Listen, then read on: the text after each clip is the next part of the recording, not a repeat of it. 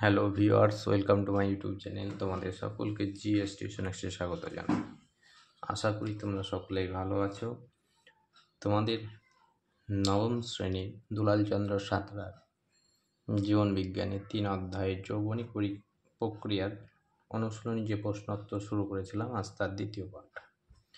তো এর আগের ভিডিওতে আমি তোমাদের এমসিকিউ প্রশ্নগুলো সলভ করেছি। আজকে তোমাদের এক কথায় উত্তর এই প্রশ্নগুলো নিয়ে আলোচনা করব। তো দেখতে থাকো। প্রথম আছে, জলের আলোক বিশ্লেষণকে কি বলে? উত্তর আমি তোমাদের লিখে দিচ্ছি, তোমরা দেখতে থাকো। জলের আলোক বিশ্লেষণকে বলা হয় ফটোলাইসিস। ফটোলাইসিস বলা হয়।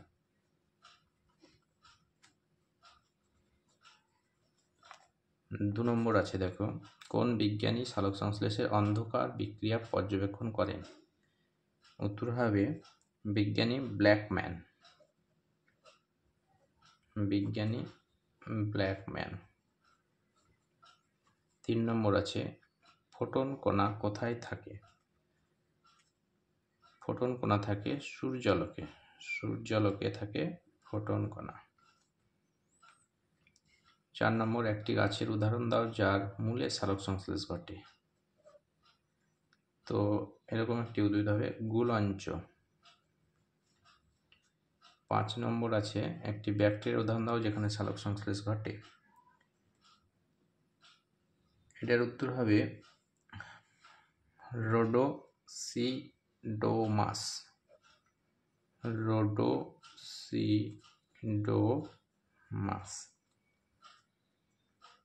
6 নম্বর, কোন বিজ্ঞানী প্রোটোপ্লাজমকে জীবনের ভৌত ভিত্তি বলে বর্ণনা করেছেন? তো এটার উত্তর হবে হাক্সলে।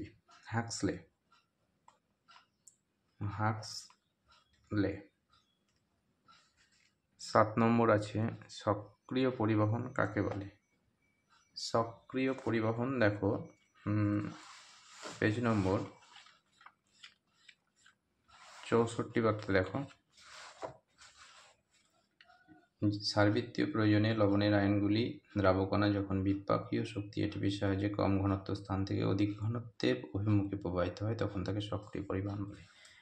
এটুকু অ্যান্সার হবে। তোমরা একটা বই থেকে করে নিও। 8 নম্বর দেখো, ফুসফুসের আবরণীকে কি বলে? তো ফুসফুসের আবরণীকে বলে প্লুরা বলে। 9 নম্বর, শ্বাসমূল কোন উদ্ভিদের শ্বাসঙ্গ? এটা হতে হবে লবণাক্ত উদ্ভিদের বা ম্যানগ্রোভ উদ্ভিদের, সমুদ্রের তীরবর্তী যে উদ্ভিদগুলো দেখা যায়। 10 নম্বর, অ্যালভিওলাই কোথায় থাকে? অ্যালভিওলাই থাকে ফুসফুসে থাকে। 11 নম্বর, শ্বসনে মোট কত অণু এটিপি উৎপন্ন হয়? উত্তর হবে 38 অণু। তারপর 12 নম্বর, রক্ষী কোষ কোথায় থাকে? উত্তর রক্ষী কোষ হয় পাতায় থাকে।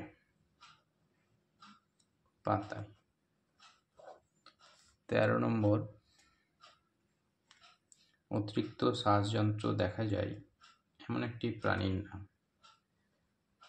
কই মাছ বা জিওল মাছ, এগুলো হবে।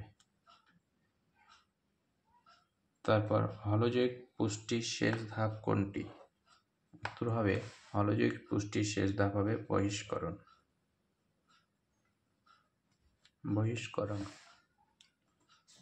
15 নম্বর প্রশ্ন আছে, একটি প্রোটিন ভঙ্গক উৎসেচকের উদাহরণ দাও যা অগ্ন্যাশয়ে থাকে। উত্তর হবে ট্রিপসিন।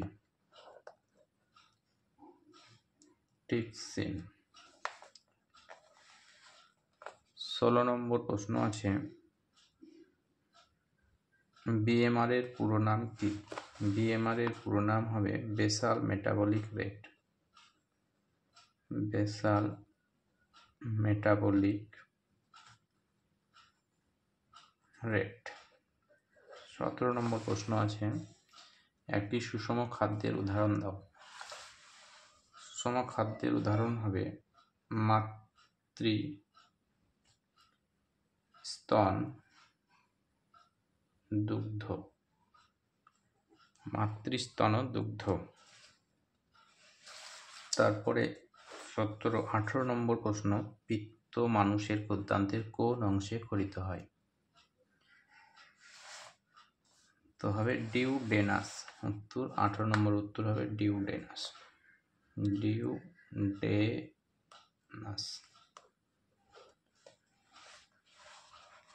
19 নম্বর, কি কি কারণে চিংড়ির রক্ত নীলাভ হয়? চিংড়ির রক্তে হিমোগ্লোবিন থাকে না, তার বদলে থাকে হিমোসায়ানিন। তো হিমোসায়ানিন থাকার জন্য চিংড়ির রক্ত নীলাভ। হিমোসায়ানিন। তারপরে 19-20 নম্বর দেখো, একটি প্রাণীর উদাহরণ দাও যার দ্বৈত সংবহন দেখা যায়। উত্তর মানুষ। 21 নম্বর, মানুষের সংবহন মুক্ত না বদ্ধ? উত্তর বদ্ধ সংবহন। বদ্ধ সংবহন। 22 নম্বর, কপাটিকা থাকে কোন রক্তবাহে? উত্তর শিরায়। শিরায় থাকে। 23 নম্বর,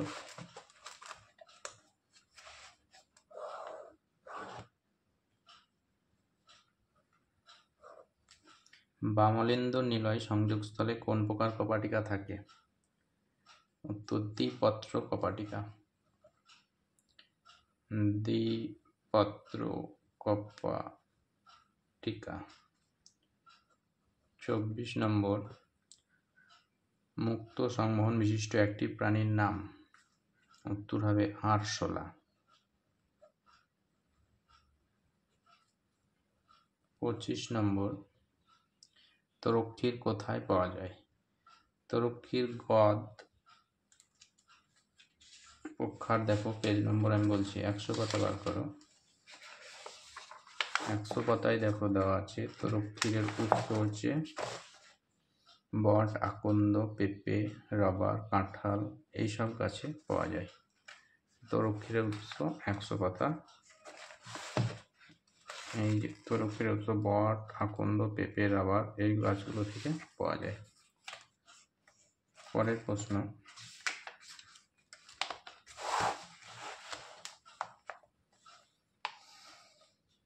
26 নম্বর, ট্যানিন কি? ট্যানিন দেখো, এটাও 100 কথা। দেখো, ট্যানিন হচ্ছে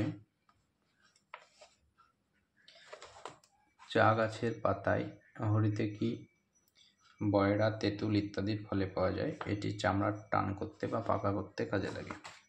বই দেখে করে নিও। তারপরে 27 নম্বরটা দেখো,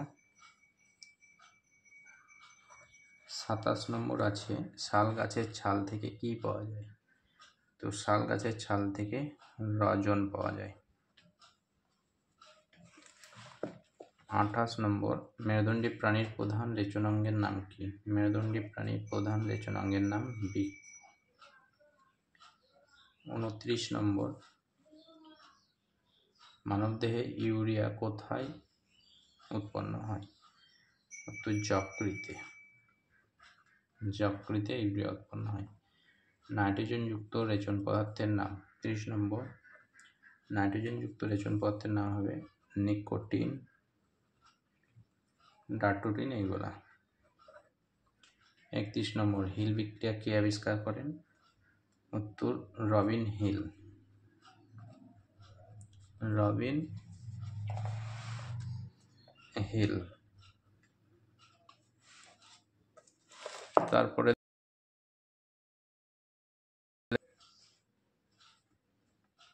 32 নম্বর, কোন প্রকার জীব সালোক সংশ্লেষে অক্ষম? উত্তর হবে ছত্রাক। ছত্রাক। 33 নম্বর, কোন প্রকার সালোক সংশ্লেষে O2 নির্গত হয় না, অক্সিজেন নির্গত হয় না? উত্তর হবে অন্ধকার দশায়। অন্ধকার দশায়। 32 নম্বর দেখো, 32, 33 হলো 34 নম্বর, সালোক সংশ্লেষে অংশগ্রহণকারী দুটি কোএনজাইমের নাম। একটা NADP ও ADP। 35 নম্বর, উদ্ভিদ কর্তৃক গৃহীত জলের কত শতাংশ সালোক সংশ্লেষে ব্যয় হয়? 35-এর উত্তর হবে 1% বা 1%। 36 নম্বর, উদ্ভিদের কোন অংশকে সালোক সংশ্লেষের কারখানা বলা হয়? উত্তর হবে পাতাকে।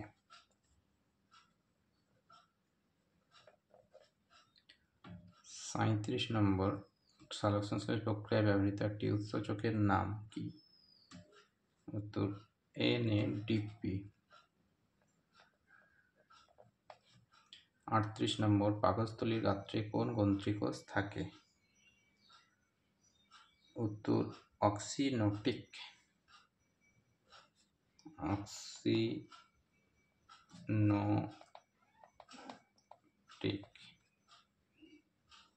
39 নম্বর, HCl কোন কোষ থেকে খরিত হয়? উত্তর অক্সিনোটিক থেকে খরিত হয়। অক্সিনোটিক থেকে। 40, পেপসিন কোন কোষ থেকে খরিত হয়? উত্তর পেপটিক থেকে। পেপটিক। 41 নম্বর প্রশ্ন, ব্রুনার গ্রন্থি কোথায় থাকে? উত্তর ক্ষুদ্রান্তের ডিউডেনামের প্রাচীরে থাকে। ক্ষুদ্রান্তের ডিউডেনামের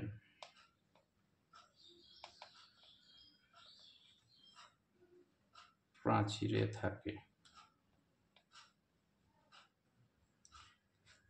তারপরে 42 নম্বর প্রশ্ন,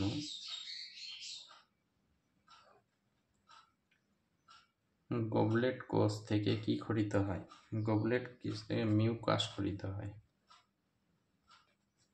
মিউকাস। 43 নম্বর প্রশ্ন হচ্ছে, আর্জেন্টাফিন কোষ থেকে কি খরিত হয়? তো সেরোটোনিন।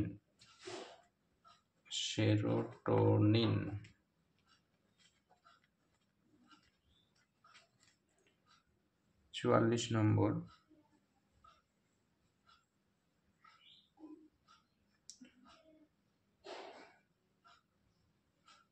ব্রুনারের গ্রন্থি থেকে কি খরিত হয়? এটাও মিউকাস হবে। 45 নম্বর,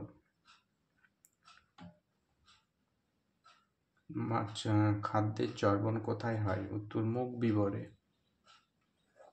মুখ বিবরে। 45 হলো। 46 নম্বর দেখো, 46 নম্বর আছে, পেরিস্টোলিস চলন কখন ঘটে? উত্তর, এটা দেখো পেজ নম্বর 80 পাতায় দেখো, চর্বিত ও লালা মিশ্রিত খাদ্য গলাৎকরণ হলে পেরিস্টোলিস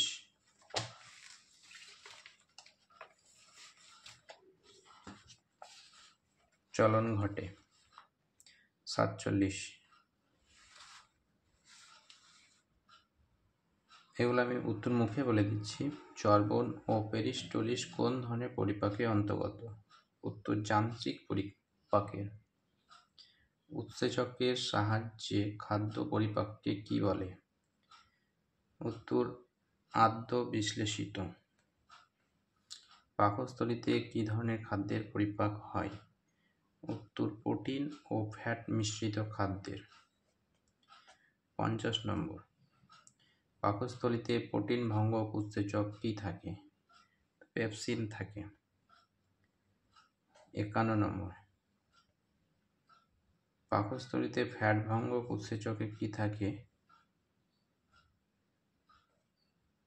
এটা অ্যান্সারটা আমি তোমাদের পরে জানিয়ে দেব। 52 নম্বর, পেপসিন প্রোটিনকে কিসে পরিণত করে? উত্তর পেপটোনে পরিণত করে। তারপর রেনিনের উৎস কি? রেনিনের উৎস হবে পাকগ্রন্থি। তো আজকের ভিডিও তোমাদের এই পর্যন্তই। আমি পরের ভিডিও তোমাদের বাকিগুলো আলোচনা করে দেবো।